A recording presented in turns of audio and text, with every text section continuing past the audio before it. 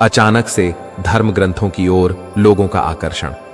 2025 के सावन में लाखों लोगों ने न केवल गीता और रामायण पढ़ी, बल्कि शिव महापुराण, कालिका पुराण, ब्रह्मवैवर्त पुराण की कथाएं भी सुननी शुरू कर दी। हजारों साल बाद पहली बार यह देखा गया कि गांव-गांव में शिव पुराण का पाठ हुआ। और यह मात्र एक धार्मिक जागृति नहीं थी, यह काल चक्र की दिशा का प्रमाण था। पुराणों में कहा गया है, जब अनजाने में ही लोग धर्म ग्रंथों की ओर लौटने लगे, तब जान लो सतयुग का द्वार खुलने वाला है। यह काल चक्र की अंतिम गति है। कलयुग के पट अब बंद होने को हैं। इन 6 संकेतों को यदि आप गहराई से देखेंगे तो समझ पाएंगे कि यह कोई संयोग नहीं, बल्कि काल चक्र का निर्णायक मोड़ है। अब प्रश्न उठता है, 2030 में ऐसा क्या होगा? तो ग्रंथों में लिखा है, 2030 में एक ऐसी खगोलीय घटना घटेगी जो धरती के वातावरण को पूरी तरह बदल देगी। एक दिव्य तारा जो हजारों साल बाद निकलेगा, और उस तारे के उदय के साथ ही धरती पर बुराई का प्रभाव कम होने लगेगा।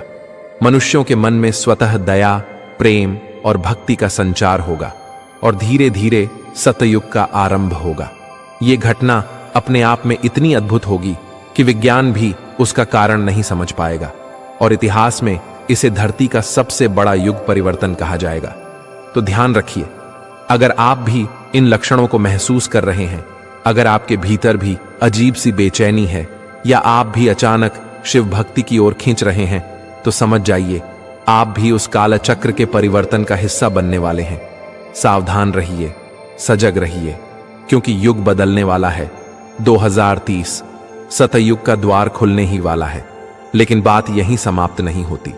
अब जिस सबसे रहस्यमयी और निर्णायक घटना का उल्लेख ग्रंथों में किया गया है, वह है 2030 में घटने वाली खगोलीय घटना।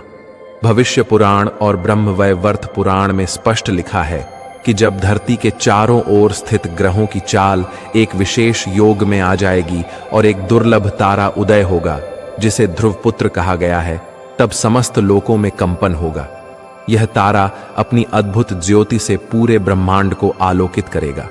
जिस दिन यह तारा प्रकट होगा, उस दिन पृथ्वी के समस्त धर्म अधर्म, पुण्य पाप का तुलनात्मक भार संतुलित होगा, और ठीक उसी क्षण कालचक्र अपनी सबसे तेज गति से घूमेगा।